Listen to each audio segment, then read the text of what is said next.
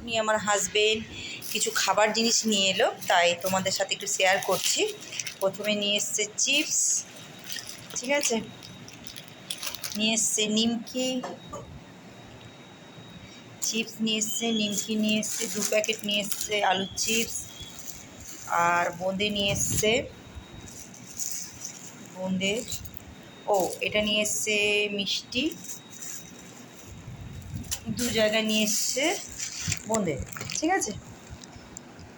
আর রসগোল্লা নিয়ে এসছে, এই যে রসগোল্লা অরেঞ্জ কালারের। আর এখানে নিয়ে এসছে মনে হয়, দেখি এখানে নিয়ে এসছে, দেখি খুলে কি নিয়ে এসছে, ও নিয়ে এসছে ভেজিটেবিল চপ, ঠিক আছে। চলো তাড়াতাড়ি করে খাবারগুলো খেয়ে নিই।